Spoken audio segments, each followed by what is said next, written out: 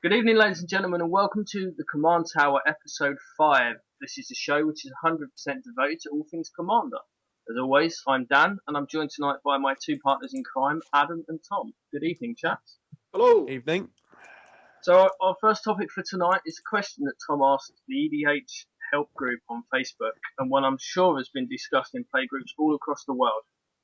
When does a combo become degenerate? It's a good question, I would say, and I think the answer is it never does. Frankly, like there's always a point that it starts to become unfun for people. I understand that, but I don't think it ever becomes degenerate in response. It's if you start having problems with it, you should start running hate for it. And if you really don't want to run hate for it, if you're part of sort of like a friendly play group, you say something to someone. But in my personal view, it's nothing different to someone dropping something like a Blightsteel Colossus with its 11 points of power and its horrible infect and trample and swinging with it on turn 3 or 4. There's no difference between it. It's still an instant win, which you can do relatively little about. But combo, in fact, is easy to disrupt because they have to play out the pieces one by one. There's a bunch of triggers where you get to respond. There's a couple of combos I can think of which become incredibly difficult to respond to, like Mind Over Matter as Army and Lab Maniac, because you're playing against like a mono blue deck, and if their hand isn't full of cards, then they're doing it wrong and they shouldn't be going to combo. But I honestly don't think combo is an issue. I think it's more people's sensibilities towards combos and the urge to shout cry more noob at them. But that's just my opinion. See, for me, I think that if you can get out Blightsteel Colossus on turn 3, that to me is a combo because I can understand it coming down much earlier than it's supposed to with ramp and things like that. But if you can get it out turn 3, that to me is a combo. In answer to our main question, I think it becomes degenerate when it comes down too early. And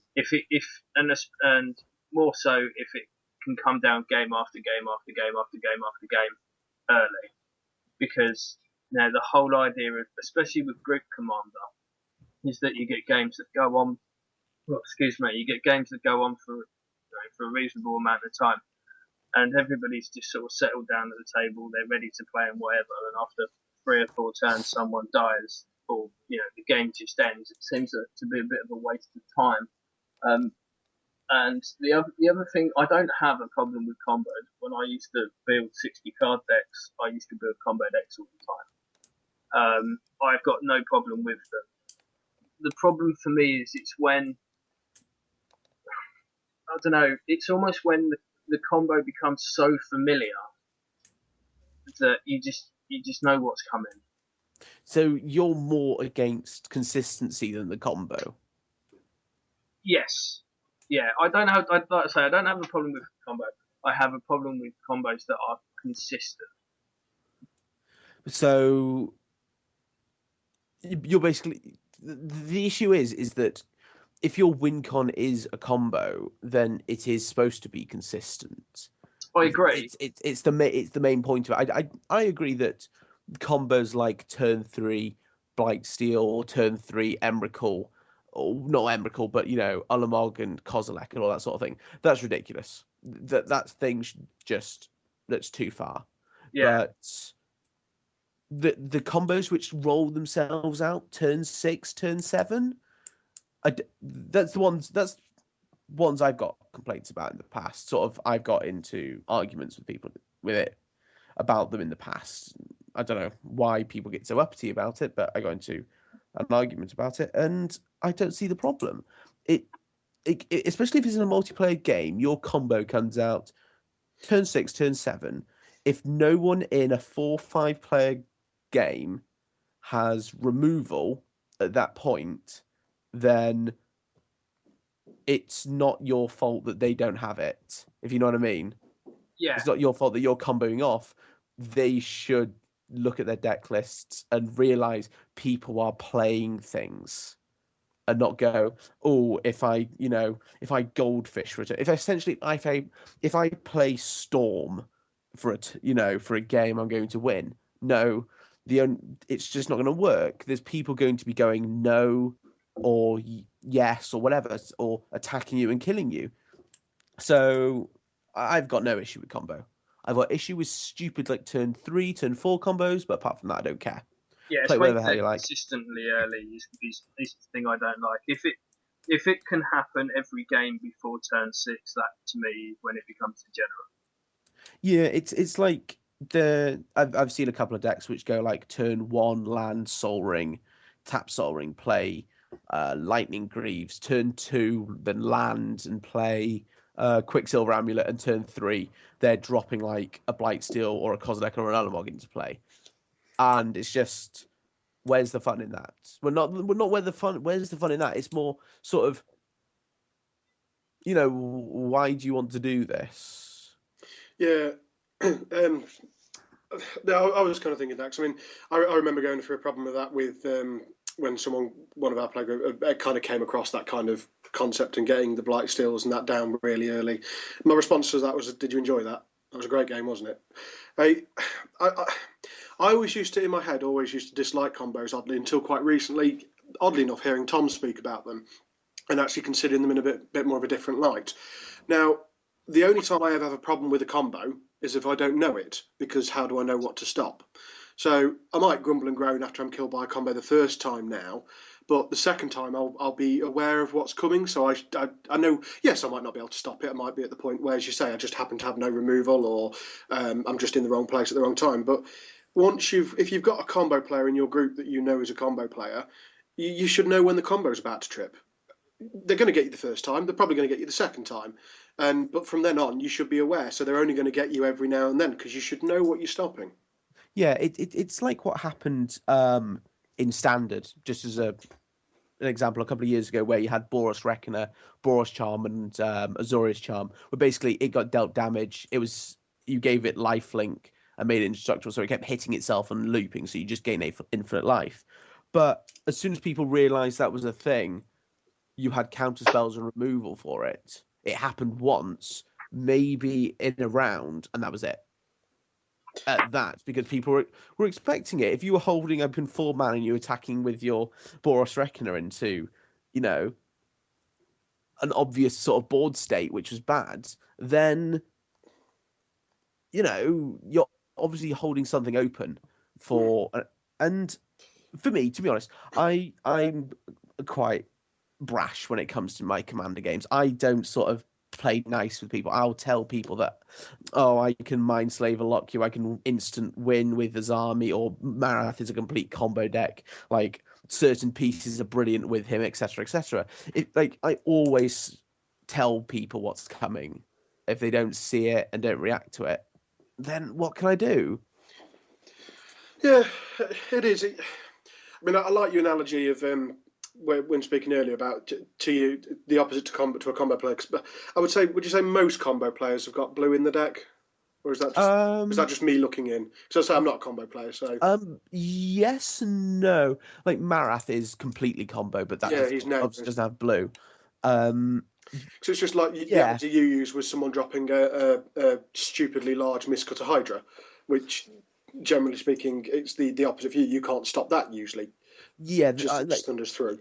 yeah. There's not much which can stop it. I've sort of tailored my deck now so I can stop that sort of thing. But that's exactly what you should be doing. You shouldn't just go, "Oh, that Yeah, thing's not I fair. mean, That's a combo." Ban the every combo. time you walk into say you move town and you go and start playing in a new commander group, you're going to get caught out by probably each deck at the table at least once by something that you're not used to in your own group. So you just Yeah, change a couple of odd cards in your deck to accommodate. I mean, it's not necessarily a case of you need to hate on something, but you adjust. You realise what's now but the weakness of your decks. this game that we play, Magic, is designed to be complicated and strategic. In that, if you come across a problem, you have to change your strategy to beat it. The change in strategy isn't to start shouting and moaning at people, it's to change your deck to try and beat it. Yeah, you can't expect your opponent to take it out just because you don't like it. Yeah, there's certain things obviously which need to be banned because there does come a point where you have to run it, otherwise you get beaten by it, if you know what I mean. Mm. But most of the time, it's you look at it, and go, okay, what beats Blightsteel? Well, if I'm playing white, Path, Swords, Condemn, that sort of thing beats it because it's just like bottom of your deck, exiled, sorted. It like there's obviously some colors which have problems with it, but it's just don't complain about it. Try and find ways around it. So if you're one of the colours that's got problems with it, go back to our episode last week and have a look on diplomacy. You've got friends at the table.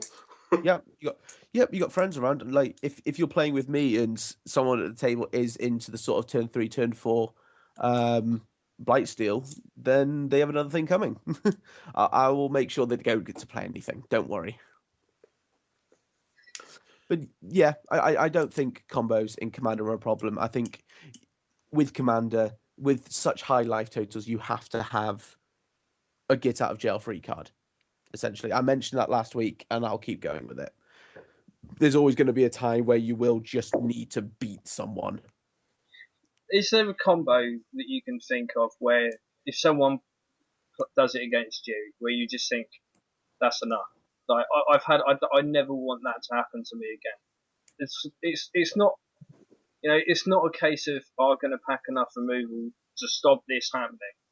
It's more of a case of that's not fun. I never want to have that done again. My one of those would be the Mindslaver lock, because there's nothing fun in a Mindslaver lock. You just basically sit there. You could just go and put the kettle on, go outside and have a smoke. You could go down the Chinese takeaway and get everyone food while someone else plays your deck for you. Yeah, I guess you're right. I guess you're right. There are a couple of things, but the issue with the Mindslaver lock is that it's incredibly vulnerable. There's a lot of pieces which have to lie around for a while. Is that you repeatedly mindslaver someone? Yeah, Yes. Mindslaver lock. Yeah, where you just keep taking over their turn. But the fact is that there are ways around it. Like if if you have a naturalize in hand, for whatever reason they haven't sort of like clicked onto it, you can always get rid of it or whatever. There's so many ways around things. It's not like there are a million broken combos in Magic that you can't stop. No, it's knowing your enemy. That's essentially what it is. Know the combos. You don't have to be a combo player to. I mean, if you're listening to this, you've got the internet. So if you don't like combos, go and research them. Go and find out what the combo decks are. So combos hate cards to begin with, and discard. They hate it. Can't deal with it. It's just because if you make them discard stuff, they're screwed. Well, that's a combo. They generally have to try and fetch their key pieces. So often after a fetch spell, they will have something in their hand they need for their combo. Yeah. So I mean, I'm not a big fan of playing discard, but that's the kind of situation where it is acceptable. Yes, I know because I apply sometimes my thoughts on modern like on Commander a bit too much, which is why sort of when I look at my decks and what things about them, I have a look at them and all the curves are between 2 and 3.5. That's where all my curves lie. Everything in my deck is incredibly cheap, and if it's expensive, it's a bomb that wins me the game. Like Azami, the most expensive things in there are All Is Dust, which basically keeps me alive, so I kind of need it. Then there's Mind Over Matter, which is 6, which wins me the game. If Azami's out, it wins me the game. Because if I have a grip full of cards, 3 mana open, and that thing resolves, I will draw down to that Lab Maniac, play it, and then win. It's that sort of card. But I sometimes think about it and see where people come from. Then I realise that they're just moaning because they can't do the same thing. They want to be able to do it, but they don't have the balls to do it. I don't think it necessarily comes down to that. I mean, I disagree on that bit. Yeah. No, I don't understand it. I don't understand why people moan rather than just try and fix the problem. Yes, no, I understand that bit, but I don't understand. I don't agree with you saying that they just haven't got the balls to do it themselves. Okay, fair enough. It is a bit of a sweeping statement. Yeah. Because The I mean, thing is, I will groan at a combo, but I will never be. I'm not a combo player, so I won't do it myself. But that doesn't mean I'm going to groan. But it doesn't mean I'd groan if I got swung at and killed anyway. Yeah. yeah. It's essentially the same thing. The difference between it is that you'll see the creature which kills you, but you won't see the combo. Yes. It's the same sort of thing as a top deck which kills you. Yeah. You're on 3 life and someone top decks the bolt to kill you. Yeah. Now, oddly enough, I mean, if someone top deck a bolt to kill me, I'd just be like, okay, fair game. I wouldn't be massively upset by that. Yet at the same time, before obviously having a proper think on it, and obviously everything you've said over the time, I would get annoyed by a combo killing me. But Yeah. it's one of those things. You kind of always just have to accept it. Combo is a part of the game. It always will be. Wizards will always print a combination of cards which ends up doing something, and it's something that people have to learn to deal with. And it's quite often they're not apparent until a few years down the line when something else fills in the final piece of something. Exactly. Like, what is it? Like Splinter Twin was one set apart, but Splinter Twin itself was like, okay, it's a good card. You know, you tap it, you make a guy. But then they released Deceiver Exarch, and it's like, oh, that's brilliant with that. That's an infinite combo. And then it was the same, like going, wait, doesn't Kiki Jiki do the same sort of thing? Yeah, Doesn't Pestamite sort of do it? Then they released Restoration Angel, going, oh wait, doesn't Restoration Angel and Kiki Jiki work as an infinite sort of 3/4 flag with haste? It is just literally all the jigsaw puzzles coming together. It's literally you've made the sides, and now you've got to sort of fill in the bits in between.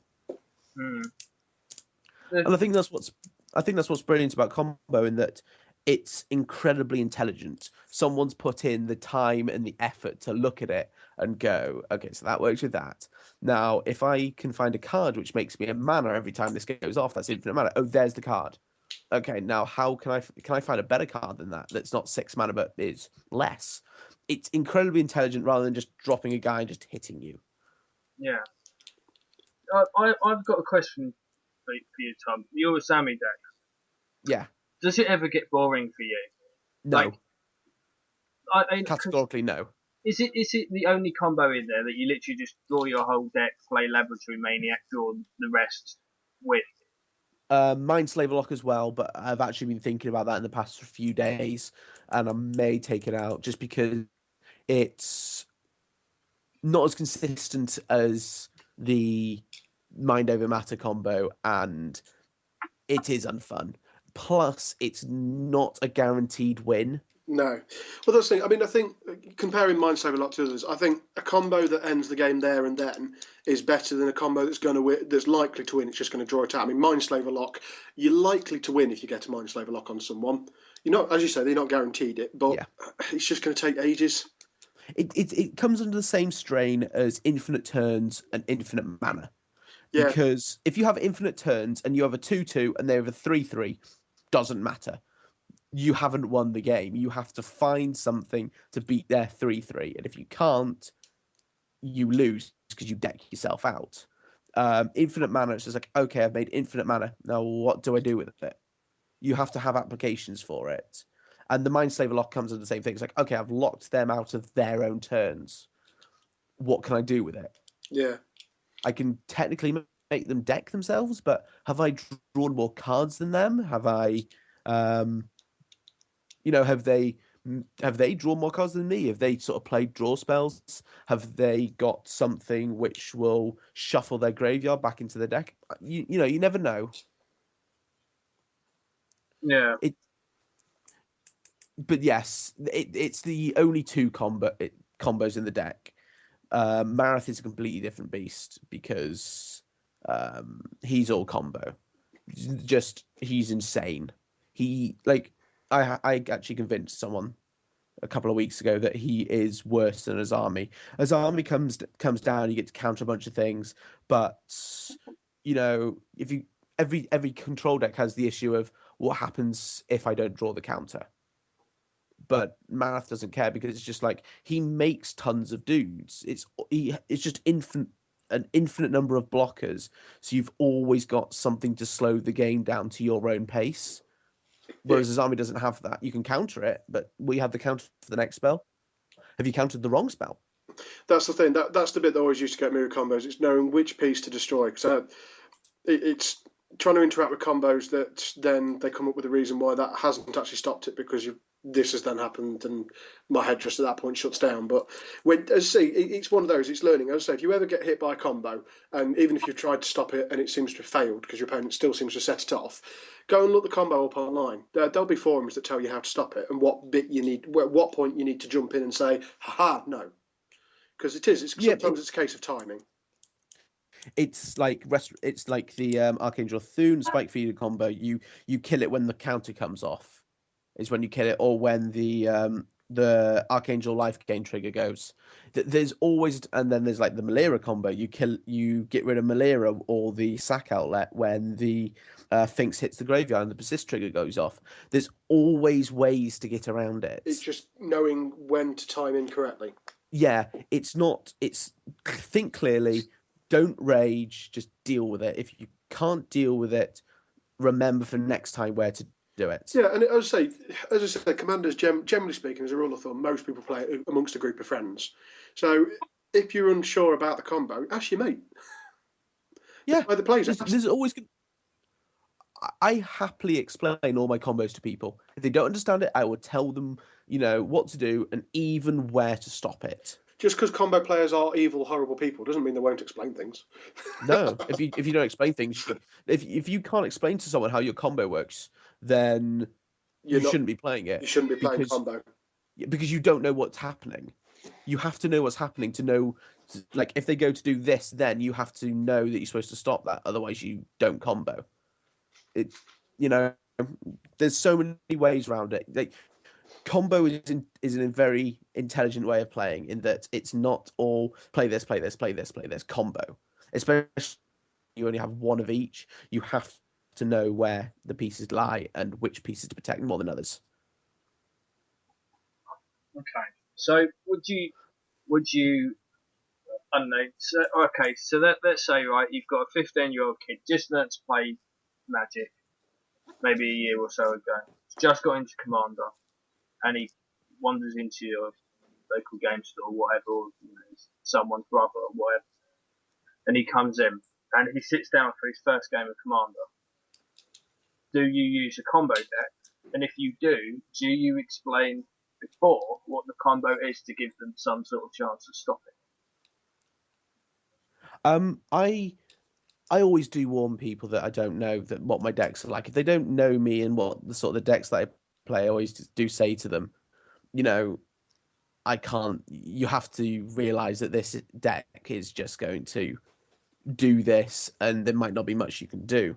It's like whenever I get invited to do sort of like casual Magic, like 60 card decks, and go like the only 60 card deck I've got built at the moment is Malera Pod. You're all playing casual decks. It's going to last about 4 turns, and then you're going to be picking your cards up, which is it's the sad sort of truth of things. Combo is very sort of it's very equal in that it hates everyone exactly the same amount. Yeah, Just it becomes very sort of apparent when you start playing with people who aren't as experienced as others.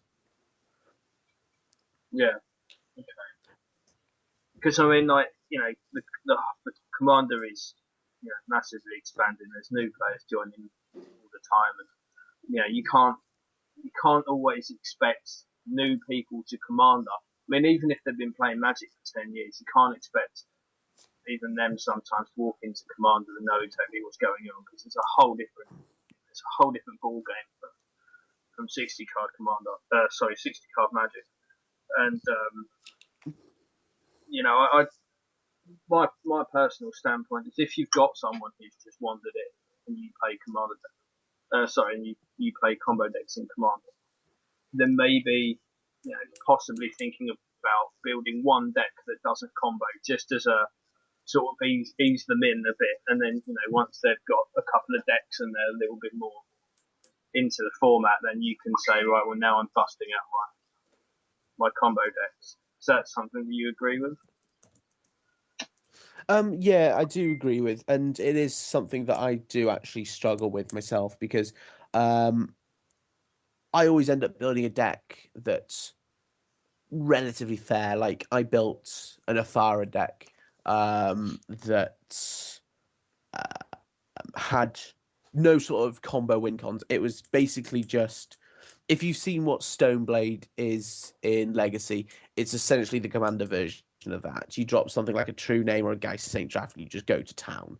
You put you have removal, you have protection for it, you like Battle Skull swords, you just start swinging away. But the issue with it is that it's just, I don't know. I get bored of beatdown decks. I don't know whether it's because of my relatively short attention span, or that it just doesn't feel the same sort of way compared to combo, because combo is very sort of pure in that it goes, I've won. There's no, when you resolve a threat when you're playing creatures or a fair deck, you can go, okay, I've resolved this. It's a win con. I've not necessarily won yet. I've got to work through it. And I guess in saying that as well, maybe combo's the easy way out compared to creature decks. But there's pros and cons to all of them. Yeah, you say it's the easy way out. I think combos probably there's a lot more planned before the game, whereas a creature deck you've got to kind of plan a lot more in the game, try and get through. Yeah, I don't even think with combo, when you go into the game, you have to have some sort of plan as to what you're going to do, what you're going to go find, etc. But with creature decks, you just go with the flow. You go, okay, that guy's open, swing at him. That guy's open, swing at him. Okay, that guy's got more guys than me. Keep my guys back. It's just as simple as that. That's what it is with me and creature decks anyway. That's how I sort of play my creature decks when I play them in Commander.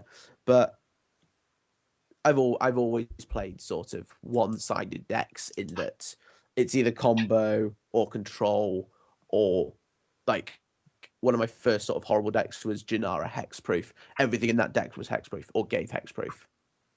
And it annoyed a lot of people because you'd play Janara, you put a bunch of things on it, then you just start going to town with the +1/+1 counters, and it was brilliant. But obviously it annoys people. And I stopped playing it in the end because it was just boring for me as well. Okay. Because if I resolved it, she got to a certain size, I'd won. Because there wasn't much you could do. Okay. Well, to wrap this segment out, I want to see if we can manage this in no more than 30 seconds. Tom, explain why people should play combo in Commander.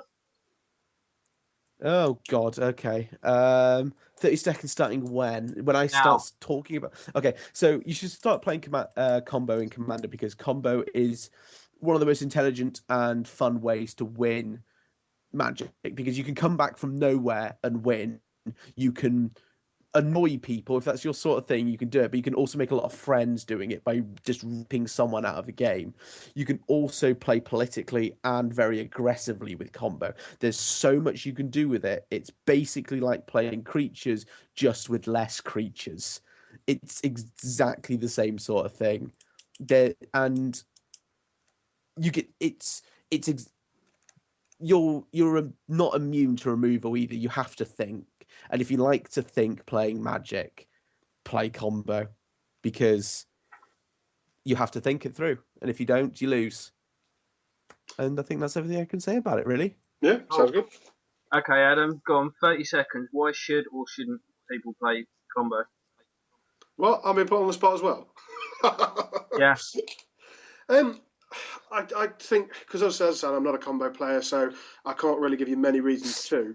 But at the same time, until you try playing all different styles, how do you know where you're going to fit?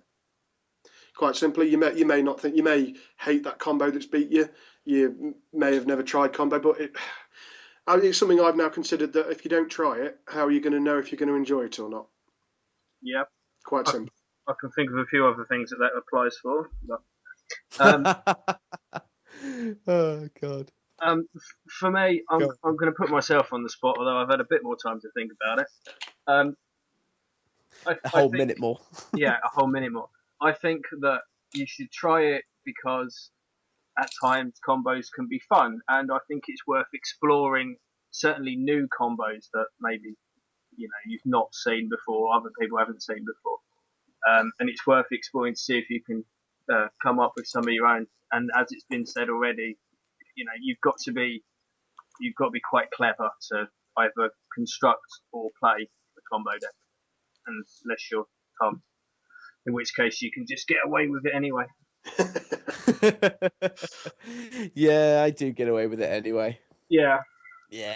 Go on then, why not? Right. Okay, so let's move on to the next segment, which is our deck of the week.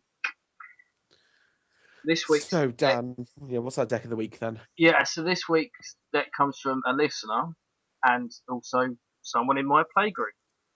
The deck is called Rage Against the Machine. The reason it's called Rage Against the Machine is because it uses a hell of a lot of artifacts, and the whole idea is that you get out a combo to make people rage quit. This deck was designed to make one of our players, who I don't know if he listens to this, it was designed to make him quit. I refuse to rage quit ever because it's just a game. And I played against this deck last night, and I can tell you that one of the guys may have been ready to rage quit. We managed to get through it. So, the commander for this one is Arkham Dagson, which is blue and 3 for a 2/2. And you tap him, and it says target artifacts creatures can. Controller sacrifices it. That player may search their library for a non-creature artifact and put it into play, and then shuffle their library. So, guys, what do we think? My interpretation of the deck is that it's a fairly decent deck. I've tried this thing before, but it was in Esper colours and with Shroom, so it was sort of a bit different. But I did run Dagson in the deck, and just having a quick look through, I'm surprised that there's no top in there. Especially with no sort of like tutors and little card draw. Top deck fixing is a major part that this deck needs. Like, there may only be a couple of things in here that tutor at all. Like, there's Expedition Map, which lets you go find a land. And after that, I can't see much which sort of jumps out at me and makes you go, oh, that's a tutor card. After that, I find Glaring Spotlight in the deck to be a bit of a non-card, considering that if you're going to be targeting other controllers' artifacts, then all you're going to sort of be targeting really that's going to be a problem is Worm Coil, and it doesn't really solve the issue because they've still got the 2 tokens coming out the other end. Blightsteel Colossus, essentially. And Blightsteel Colossus just shuffles back in.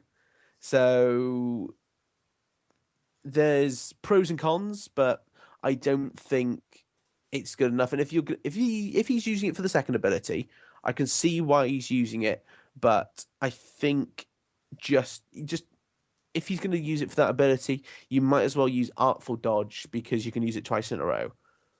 I wouldn't put Artful Dodge in, but that's what you're basically wanting.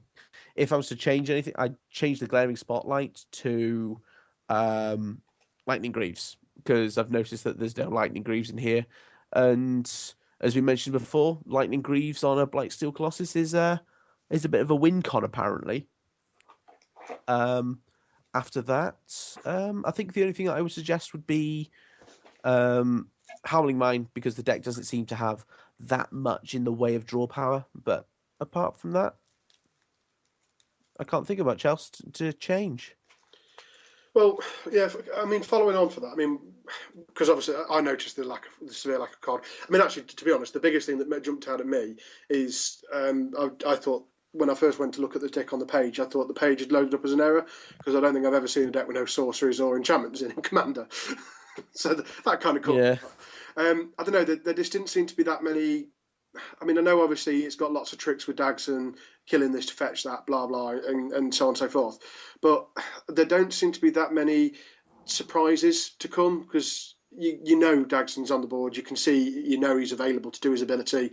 You might not know what's going to come out, but you know that that's going to happen. There aren't that much. I like having surprise answers in my hand to things. which is a surprise. But on the card draw front, I like the idea of Hallingmine. Hallingmine's fantastic, and at 2 mana, it's great. But generally speaking, I would say the vast majority of the artifacts in the deck, the non-creature ones, it's obviously Dagson's going to be fetching them rather than you casting them. So I personally think something like Staff of Nin's better because the mana cost becomes irrelevant when you're fetching it to put it straight into play. And why provide card draw for your opponent when you can provide it just for yourself? So, I mean, there's a couple of different artifacts that provide you with an additional draw each turn. I just happen to use Staff of Nin quite regularly myself because I always enjoy being able to ping as well. It's a bit of fun. Do you think maybe he's running too few sort of creature artifact spells? Like I could think of a couple, and actually I've just found one I was thinking of that he could put in because like you have quite a lot of these non-creature artifacts, but if you have a whole load of those and Dagson, Yeah, you're then stuck. you're not going to be hitting much. Well, I mean, two of the Like I thought that, and two I came across that I think are quite a good fit for the deck: Mere Retriever and Junk Diver, because they're both essentially the same creature. They're both 1/1 creatures. One has flying, one doesn't. It's an artifact creature. When it dies, you return an artifact card from your graveyard to your hand. So you could potentially chuck out the Ornithopter, use Dagson one turn, Ornithopter's gone, you fetch something useful, you play the Junk Diver next turn, use Dagson, get the Ornithopter back. You've got a bit of repeat use out of your creatures there, and they're just cheap creatures that you quite happily would Dagson away. yeah, I try and find like sadly like blue's quite restrictive in the way it makes tokens. So like he's got Shining Sphinx here, which is about probably as good as it gets when it comes to making Yeah, he's sort got of Thopter Assembly as well. yeah, Thopter Assembly's good I mean, because the you other can ones, sack off the likes those of Trixskillion and is it? I can never remember is it Pentavus? Pentivus. Yeah, Yeah, they both have the ability Pentivus. to make 1/1 artifact creatures that can be bunged off to Dagson. Yeah, So they're yeah. I they're all just yeah, I potentials. think it. Yeah, I think it's just mostly draw, to be honest. It is. I That's think lacking. its biggest issue is draw, unless it certainly ups its artifact creature count of creatures you don't mind capping off. Yeah, I still Yeah. like it though. Yeah, and I think I'd replace Arkham with Muzio if it was me, but apart from that, I Yeah, think it's a good I can deck. see the argument for both of them. What do you think then, Dan? Yeah, So you played it. What do you think? I've played with it and against it. I like it. I do like it, and I know that it was designed and based on a 60 card deck that I had, which would win with Mike's Inflatus and my first card to include, which is March of the Machine. So Oh, is that where all your non-creatures become creatures? yeah, your non-creature artifacts become creature artifacts with power and toughness equal to its mana. Doesn't that kill all your land? It does kill all your land, but there are a couple of cards. There is Ethereum something or other. It gives Yeah, you artifact creatures +1/+1. That yeah, would stop your lands dying. yeah. It does kill off their lands as well, and in this it's going to give you quite a lot of creatures, and then there's some of them going to be quite small, but at least you've got some, and you've got things like Ring of Three Wishes to go and get something that's even bigger if you needed it. If I've you just you've got lands. I've just noticed which something that's missing from here, which probably should be in there, is Tezzeret the Seeker. Yeah, I was thinking that. It's a Yeah, severe lack of it Walker.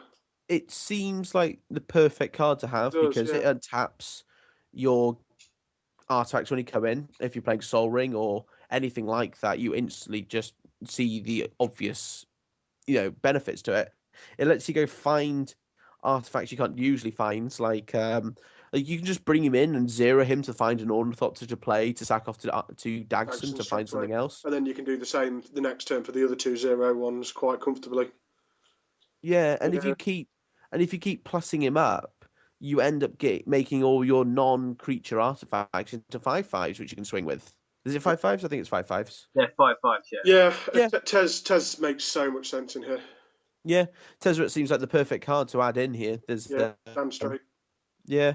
Yeah. I I'd maybe drop off on the hate a bit and make it more of a control combo deck or something like that. But you know me, if it's not control or combo, it should be control or combo. Yeah. I mean, what about, so we've suggested a couple of cards. Oh, sorry, did you have something else, Dan? I had another one, yeah, which was the recently unbanned Metalworker. So Metalworker in this is going to give you quite a lot of mana to be Yeah. able to pop down your Blightsteel Colossus on turn 3. Oh yeah, Yay! yay! Everyone wants that. Yay! Yeah, Yeah, Metal seems exactly. insane in this. Yeah, And the metal. other thing is as well is when once he's sort of run his course and he's no use anymore, you can sacrifice him to go and get something else. And the last card I was going to suggest, this was in my 60 card version, and it's 1,000-Year Elixir. It gives Arkham Dagson pseudo haste so he can tap the turn he comes into play. And you can pay 1 tap for the Elixir to untap Arkham Dagson. Or you can untap any creature, but you can untap Arkham Dagson. So you get 2 throws of the die. Yeah. If you've got 2 artifact creatures. One of the other things I completely forgot to mention, and I mean, this runs well in most commander decks, really, but certainly all artifact decks should run it, and that's all his dust. Yeah, I can see Yeah. that. Like the issue with it is obviously that it's 7 mana, and we know that he's trying to work on a relative budget. Oh, I so- know And that. it's also like £40. Is it? No, it's not £40. I got one. It's not that much. It may be 10, 15 I at was going to most. say, I think I only paid a tenner for my promo one, so. What annoys me is I picked one up out of a booster when I didn't know much about Magic and it wasn't a card yet, and it's just like, oh, this looks nice. Sold it to something, and Yeah. wish I still had it when I bought my other I one. mean, just for a few things, then, because obviously we've come up with a few cards that we all think are fairly good ideas. What would you take out? Not for anything in particular, but what cards do you think are in there that just don't make the grade? Haunted Plate Mail. Yeah, Haunted Plate Mail's a control card. Yeah, Energy Chamber. Having a quick look through it, I can't see much that it puts stuff on except maybe Lux Cannon. Yeah, it's only Lux Cannon and making creatures bigger. Yeah. And Just a... Crystal Ball? No, Crystal. I like Crystal Ball. I like the Scry Crystal effect. Ball's The Scry enough. effect's really good. Synthesized Divining Top, so I can see that. Yeah, Crystal Ball's what you take out for Divining Top, if anything, but yeah. Yeah, well, you could have 2. Ratchet Bomb and Relic of Progenitus seem weird. Definitely Relic. Relic seems weird. I can understand it in Commander in that you just want to get things out of their graveyard, but we were sometimes playing last night and we had a deck that was basically reanimating, and that was out. Relic to me is one of those things that, again, I'd kind of love to have against certain decks in our group, but they're not ones that I play regularly, so it depends on your group. That Relic to me very much depends on your group.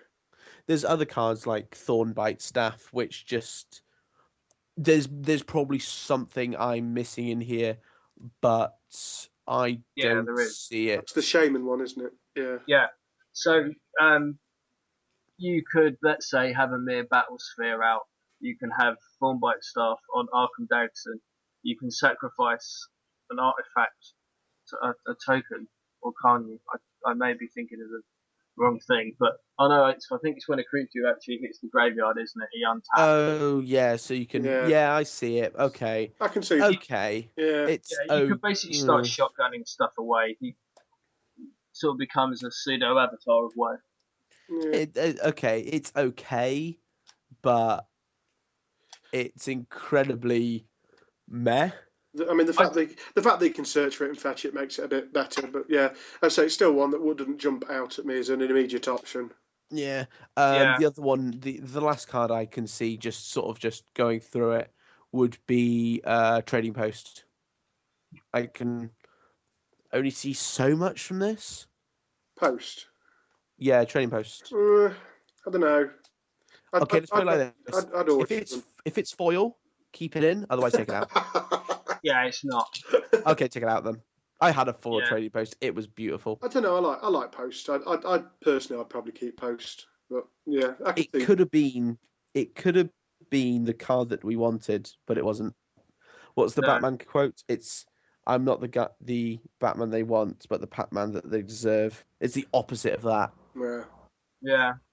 The only cars, other than what's been said already, that I'd potentially take out, or no, not potentially at all, I've mentioned it several times, is Lux Cannon. I don't like Lux Cannon. I just can't get excited over it. I can understand with Unwinding Clock, you can in a 4-player game, you can fire it up every one of your turns, but like destroying a permanent every 3 or 4 turns, I don't. It just seems that it should be Teferi. Should be what? Yeah, It should be Teferi. You just replace it straightly for Teferi, probably. That's probably what I'd do, but... I mean, Tez. Oh, yeah, Tezzeret. Tezzeret. Yeah. Oh, To God. fair. That's why Yeah, I I was was gonna confused. say Teferi's in there already. I Yeah, was, I was, I was thinking about Blue Planeswalkers and the new one coming out. I was just like, Got mm, names. Teferi, all the untap, all the degeneracy. yeah. No, that's fine. So, yeah, I mean, overall, guys, what do you like the deck? Yeah. Yeah. Oh, sorry. So, yeah, I like it. I mean, my artifact build is Esper, and yeah, I mean, I did consider mono blue artifact when I was building mine, and Dagson's one of the one I breezed over, and did consider him until I chose to go Esper with mine. But yeah, I like it. It's one I'd probably enjoy playing with. I think if I owned it, it'd probably be one of those ones I enjoy playing with, but I wouldn't bring it out regularly. I think Is how I feel about that one. I think it'd be generally the same for me. I think if I'd built this deck, it would have been Muzio rather than Dagson, especially now that Muzio's around. If Muzio wasn't around or a card, I like you said, Adam, I'd be playing Esper. I'd be playing silly combos with Sharoom and Fraction Metamorph because Yeah, I opted for that's Sidri because I'm a beat you in the face kind of guy. yeah, Sidri's nice, but she's too fair. Yes, exactly. But yeah, so no, I like the deck overall. As I said, I do think it needs some more way of, as we said, controlling the board a bit more with Lawless Dust for removal, certainly some card draw. Yeah, but no, I like it overall. Yeah, I do. I mean, I've certainly seen online. There's a few people saying, "I think Dagson's nuts as a commander." I think personally, any commander that's a tutor is pretty nuts. Yeah, Just because it gives you that little bit more consistency in what you're doing. it's why his army's so good. She's just a draw engine, and when Yeah. your deck is full of control and wizards, you know, drawing 4 or 5 cards a turn is easy and incredibly brilliant because you've always got a full hand. You can just drop counterspell after counterspell, and you're always drawing more. And if you've got good recursion, like I'd like to think as my army deck does, then it becomes even easier. Yep. Yep. Okay. Commanders that draw you cards are better than all the others. Okay, Francis, I hope you found that helpful, not just having me telling you what to take in and out. So, there's no prizes for guessing what our last segment is for tonight. It's the weather. Our Pizza of the week. Mine's pepperoni. Hawaiian.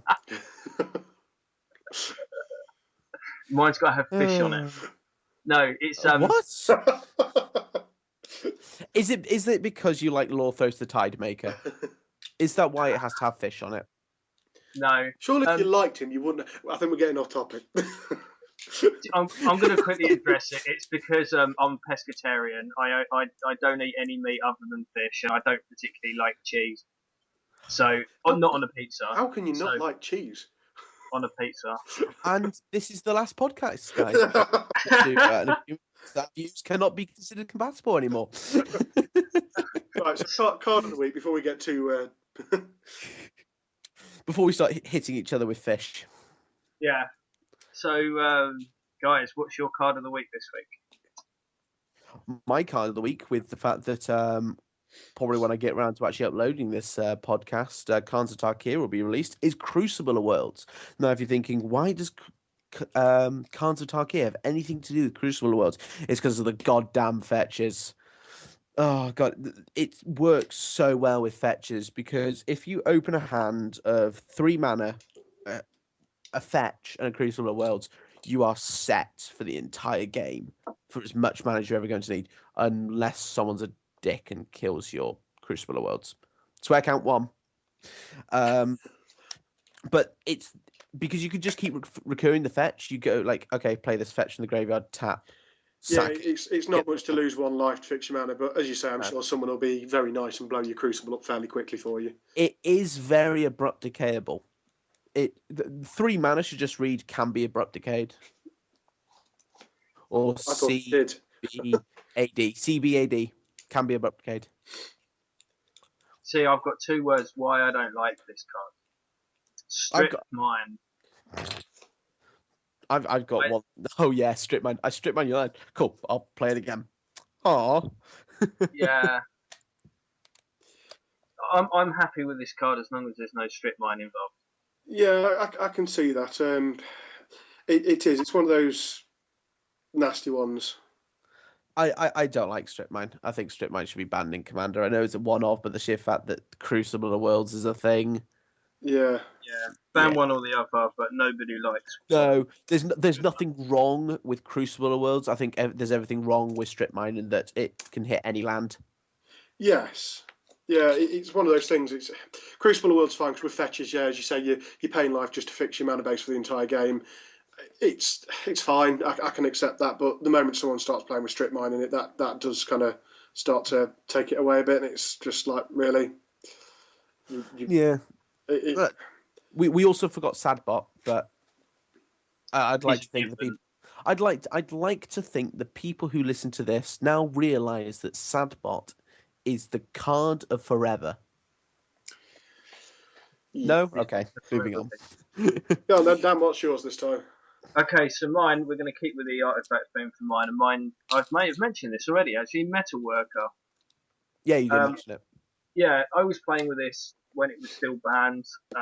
As I may have mentioned before, in our group, we have the rule where there's no banned list, but you're only allowed to play 1 card from the official banned list.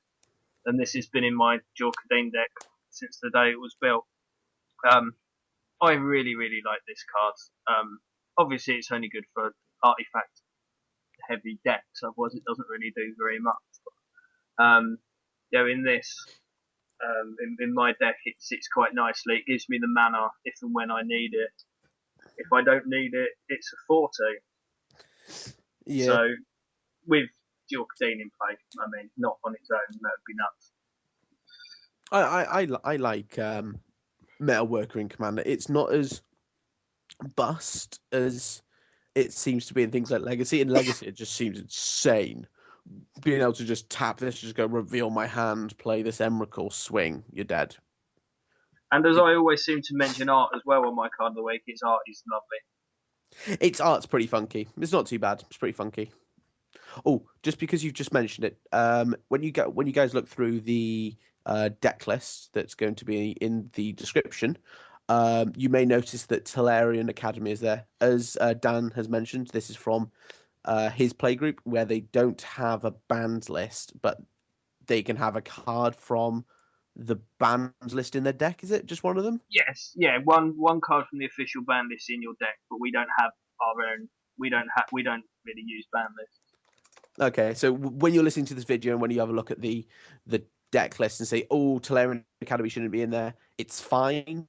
It's a house rule. We've talked about house rules in the past, so I like to think you guys should be okay with it.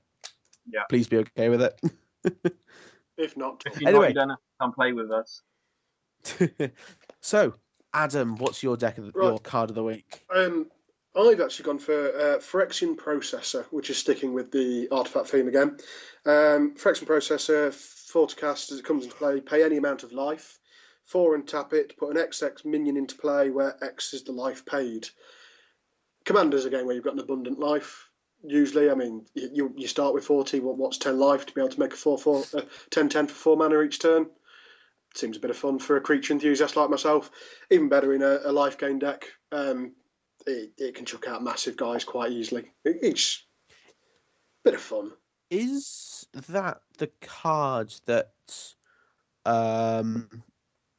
Wizards put out a video of a Pro Tour like years and years and years ago where it's Keebler, I think it is Brian Keebler versus someone, and it's basically them seeing who can draw the third Phyrexian, what's it called, Processor. and play it and I mean, start attacking with it. you wouldn't need a third one because only one is needed. Well, yes, but this is this was in standard years and years ago. I was thinking about whether it's the same one.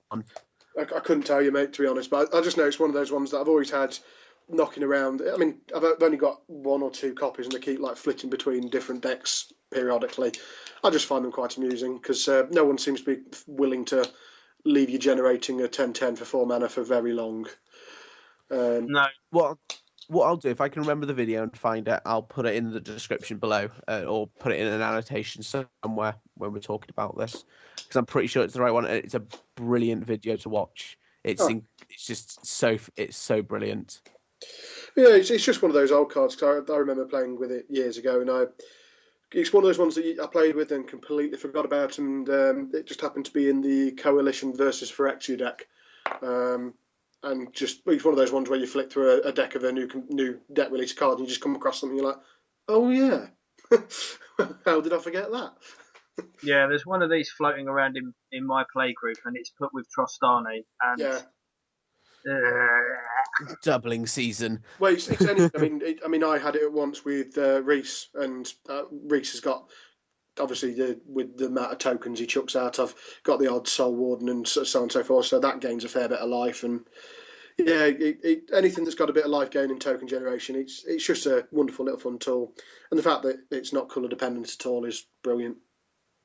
yeah. It's not. Yeah. I think that about wraps it up then, guys. I think the last thing I'd want to say is I hope you all enjoyed your pre-release with the Khans Attack here, because that came out the weekend before we recorded this. Yeah. And the release will be a couple of days after this, but after we record this, but after the release has happened, it's turned out to be an incredibly good set for sealed. I can see it being brilliant for draft, and I can see it being a nice challenge for draft. yeah, it seems really good. There's a lot of good fixing in it. I had good fun playing it last Sunday, and yeah, I've got nothing to complain about it really. No. A couple of little things, but nothing to sort of sort of screams at me, going, "This should be fixed," or "This shouldn't be like that." It seems like the reintroduction of morphs is so much fun. Well, I'm pretty sure Wizards announced that it's the best-selling set ever.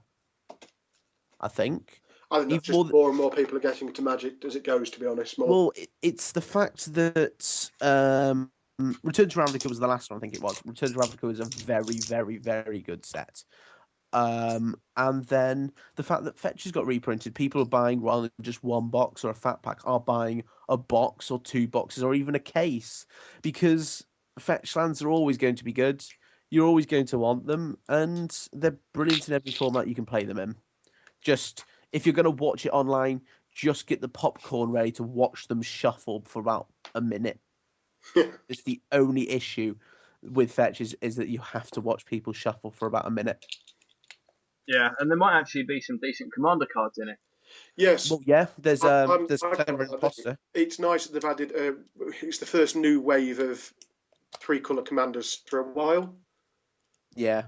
I mean, we've had obviously dual color commanders back in RTR, but to suddenly get a nice wave of 3-color commanders in colors that haven't really got a great deal of love. 3 of the 5 legends are brilliant. The only 2 which I don't think will see any commander play, any as commanders, are the Sultai and Abzan ones, just because they're so low in the curve. They don't really do anything in commander.